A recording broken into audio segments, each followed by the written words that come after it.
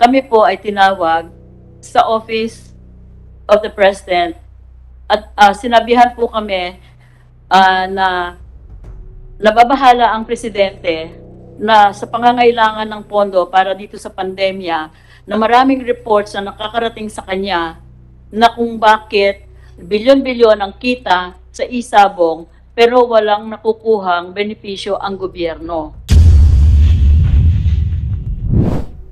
Thank you, Minority Leader. For the record, I would like to recognize also, acknowledge the physical presence of Senator Coco Pimentel. Thank you for coming over. And also, we have here the opening statement of Senator Joel Villanueva. We'll just insert this into the records. And also, I would like to spread into the records that this humble representation is also in receipt of a letter coming from the Kagawad ng Katarungan, or Department of Justice, duly signed by the Undersecretary Emeline Aglipay Villar, stating, among others,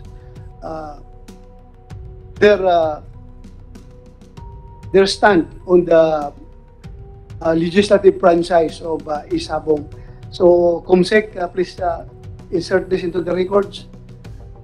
Yes, sir. Mr. Chairman, Go ahead, sir. Go ahead, just to wrap up the issue with Pagcor, no, para matuloy na yung ibang mga issue natin gusto talakayin. When you say violations, no, na hindi na kailangan ng clearance or whatever, pag kami violations yung binigyan nyo ng lisensya, yun definitely pwede nyo i-suspend agad or Opo. pwede nyo May gradation po ng steps. Ano itong mga violations? Halimbawa po, nagpalaro sila ng minor. Pag nahuli po yan, bawat isang minor na laro, bawat laro, magbabayad sila ng 100,000. Pagkatapos po, pag ika-third violation, suspendido na po ang lisensya nila. Pag hindi sila nakapagbayad ng minimum na 75 million a month as minimum guaranteed fee to government, at yun po ay hindi nila nabayaran, nakukumpiska po yung kanilang cash performance fund na 75 million. Pag sa next month din po, hindi pa rin sila nakabayad, yun po, suspendido na ang license. Kaya po yung kaninang binanggit ninyo, yung Golden Buzzer, suspendido po ang license nila kasi hindi pa sila nakakabayad ng arrears nila sa Pagcor. At yung pa pong iba. Kung siguro po, kung na-prove, Ano po yung mga iba? Ano po yung mga yun po yung mga importante. Yun po ang, but can you submit to us a copy of, para madali yes na lang? sir, we'll give A copy you of the violations that will allow you to suspend Opo. any license issued. Ano yung mga violation na? Pwede po namin i-submit ngayon. Sige, please. Kung mahaba-haba yan, i-submit mo na lang. Kung Opo. may Pwede silang po basahin nyo. pwedeng ibigay. The page, the Senate page for the committee. Thank you. Thank you, sir. Thank you, ma'am. From here, I understand Mr. Atong Ang, sir, is requesting for an executive session from us. So, doon tayo mabaya sa lounge with Mr. Atong Ang, but you deliver. For Pagcor, before we leave Pagcor, Mr. Chairman, can I ask questions? Yeah, you have the floor, ma'am. Then I have an opinion about the executive session later. Medyo alanganin ako doon. Your Honor, pwede akong salita muna? Executive session with Mr. Ang. Well, anyway. Well, just to be clear, Senator Coco Pimentel, the executive session that was being requested by Mr. Atong Ang is for him to give, sabi niya may bibigay doon siya ng mga useful information for this committee na hindi pwede niyang ilabas sa publiko. So that is why I am inclined to grant. Anyway, tayo naman lahat, wala mang milagro na mangyayari doon dahil tayong lahat naman physically present will be invited. Kasama ka. Anyway, I'll just ask Pagcor. Your Honor, pwede po. Wala ka pa. You have the floor. You have the floor. Yes, thank you, Mr. Your Honor, pwede po magsalita muna?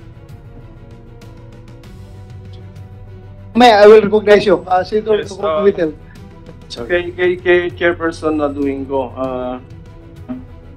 yung pong mga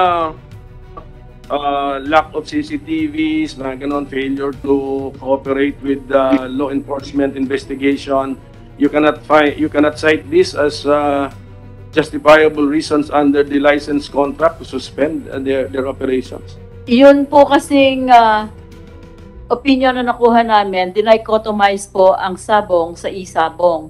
Pag po yung sabong, kung saan nangyayari ang laro, ang responsibilidad po niyan ay ang local government unit at saka po yung operator at owner ng cockpit.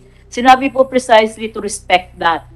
Kami po, yung streaming, talaga pong in-monitor namin yan kasi po yung mga electronic bets ang aming minomonitor. In fact, we have a group with our CMED who is doing nothing 24/7 but look into the different addresses that are supposed to be betting in the legally licensed sabong pero hindi kasama dun sa listahan namin na authorized. Yung po, periodically, like just a few days ago, we reported about 100 illegally operating e-sabong websites and addresses. Binibigay po namin yun sa DICT para po i-block nila at hindi makapagtaya. Sige. Yun po ang trabaho. Ma'am, the lawyers of PAGCOR cannot find a provision in the license contract which will justify the suspension of the operations of the e-sabong licenses because of this issue na 30, dati 31, 34 na ngayon ang Opo. disappeared who may all be dead. So wala, all your lawyers cannot find Ito a po, general statement there or any provision there which you can use. katulad po ng sinabi namin kanina, kung ano po ang magiging feedback mula po sa Malacanang at sa pag-uusap ko mamaya kay Executive Secretary, meron na po kaming different scenarios. Pag sinabi po sabi na huwag i-suspend, paano ang gagawin namin? Pero pag sinabi na suspend, kailangan din po namin na magkaroon ng kahit na paanong protection naman against lawsuits and against COA assessment. Kaya po ang sinabi namin, isa-isa namin... What is this COA, ma'am? Ano ba to? The COA is forcing you to earn 75 million a month from all of these licenses? From each. And from each. And then if you suspend and then there is no cash inflow of 75, you COA will blame you kahit buhay ang because you're doing this for 34 lives. Opo, loss of revenues. Ganyan din po ang nangyari sa Bureau of Immigration eh. Kasi po sinabihan sila ng presidente noon nabawasan ng singil sa iCard. Yun pong binawas nila hanggang ngayon charge sa kanila. Yeah. Your Honor? Okay, ma'am, sige, as the regulator, actually you're the regulator of e-sabong, ano? When you heard about this news, nag-umpisa na, I think nag-umpisa to, 5, 7, 12, gano'n. Did you, as the regulator, even lift a finger to ask about what is happening? Yes, we said, Sige, can you prove to us what you did? bakit hindi nanghuhuli ang pulis? Bakit nagkakaganito? Eh may mga ginagawa na palang meron na palang CCTV. Sino pong sinulatan ninyo o sino tinanong ninyo? Kasi nga po, Did you even write to each of the 7 licensees asking them, are you involved in this? Do you have anything to do with this? no. You did not write them. You did not call them. Did you not talk to them? Because we did not presume them to have anything to do with it. Yun na nga, but the news reports also place the venue of the abduction or of the disappearances or the origin of the disappearances. Sana as regulator, you are paid 75 million regulation fee to regulate. Di ba ganun po meaning nun, di ba? If there's a license fee, binibigay yan. Ibig sabihin nun, gastos yan for the regulation by the licensor of the licensee. Pwede kayo nagpapunta ng mga tao doon. 75 million yung budget nyo for each licensee to regulate them. Yung pong 75 million, 70% po yun goes directly to the national government because of mandatory contributions enacted by Congress. Okay, so 30%. Magkano yun? 22.5 million. Lumabas po yata itong mga ganitong abductions at kidnappings late last year. At sinasabi ko nga, bakit ang nangyayari dito? Allegations yan. At marami rin po kaming tinanong kung ano nangyayari dito. Ang sabi, culture yan ng sabong eh. Kahit daw dun sa, hindi ko po alam ang sabong eh. Kahit daw doon sa mga local na sabong, pag may nanghuling ng bidadaya, talaga daw pong pinaparusahan ng mga sabongero. Ang iniisip naman po namin, ang iniisip ko po, kung bigla na lang ako magtanong, baka naman sabihin ng licensees, bakit pati ikaw akala mo kami gumagawa nito? napakahirap po ng posisyon namin eh. Ma'am, talaga mahirap ang PAGCOR, Oo. talaga mahirap ang Oo. but you're compensated well for a difficult job. Ganun po yun. Di ba? I can show you my Ma'am, salaries. ganito kasi, inassume na ng PAGCOR ang regulation ng isabong eh. So, that's it. That's part now of your job description. So, nangyari ang mga disappearances, mukhang konektado sa isabong, therefore bagsak siya sa jurisdiction ninyo, whether you like it or not, whether you know something about isabong or not. Therefore, you ask your people, how many employees, how many staff do you have? Mag-meeting kayo, what is this isabong? Anong kultura rito? So, ganun sana. Ganun sana. Kung ako nasa sa inyo as the regulator. Pero, that's what I need to know. When you heard about this news, what actions did you take as the regulator? Which you can prove that you took. When we heard about this, I think this was November or December that it came to a point. We actually said, bakit nangyayari to? Hindi ba nahuhuli? Doon pala sa sabungan mismo na jurisdiction ng may-ari at ng nangyayari ang abduction. Meron na palang lead, meron na palang CCTV, meron na palang nagrereklamo. Wala po kasi nagreklamo sa amin na sinabi sa amin na merong guilty sa mga licensees namin eh. Kung meron sana nagreklamo, papa-investiga rin namin to the best of our ability. O kaya sasabihan namin ng NBI, who usually helps us in these kinds of investigation.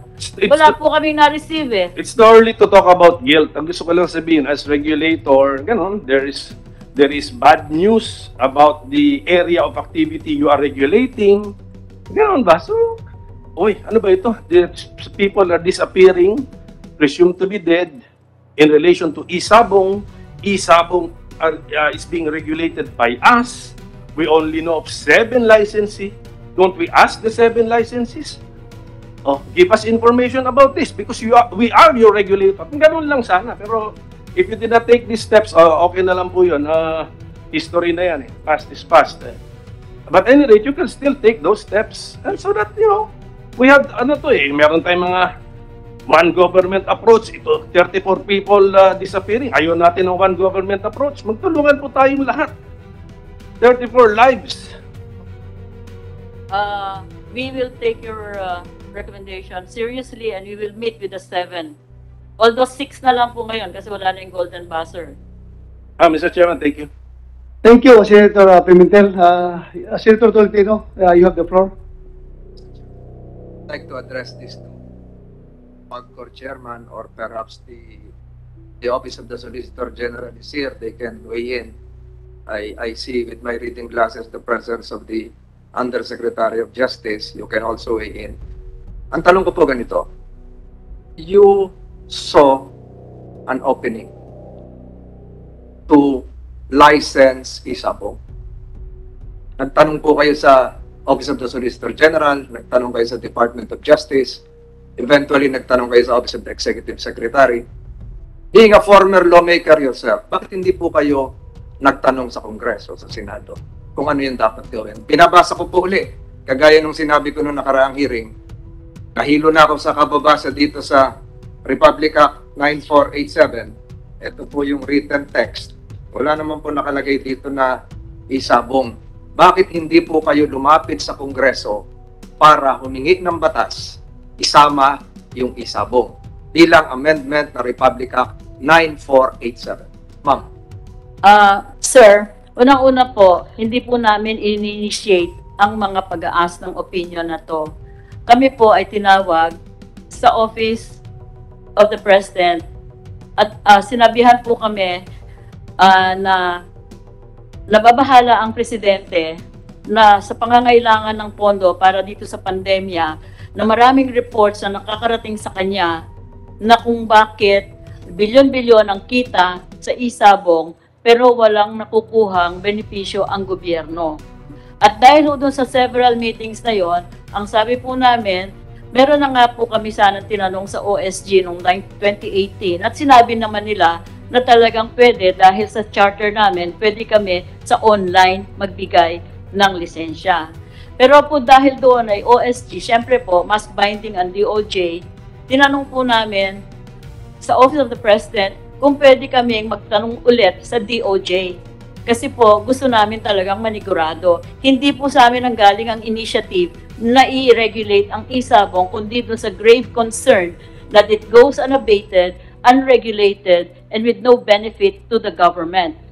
So, lumabas nga po yung DOJ opinion, at dahil doon sa DOJ opinion na yon, nag-issue sa Executive Secretary ng memorandum for the President sa amin na re-recognize ang authority namin to regulate isabong, at nag-proceed po kami sa paggawa ng mga operations manual at saka mga standard operating procedures, at nagsimula na rin po kaming tumanggap ng applications.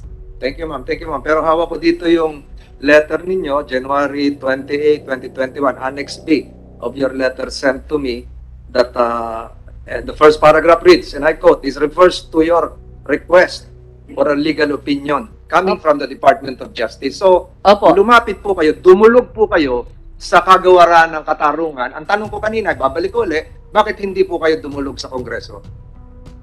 Under sa executive branch po, dumulog po kami sa DOJ kasi nga po, sinabihan kami na kailangan ma-regulate ang isabong. Kahit Siyempre po alam niya namang walang batas, bilang dati mambabatas, alam niya sa Republic Act 9487, hindi naman po nakalagay yung isabong. And Department of Justice, you can butt in if you want.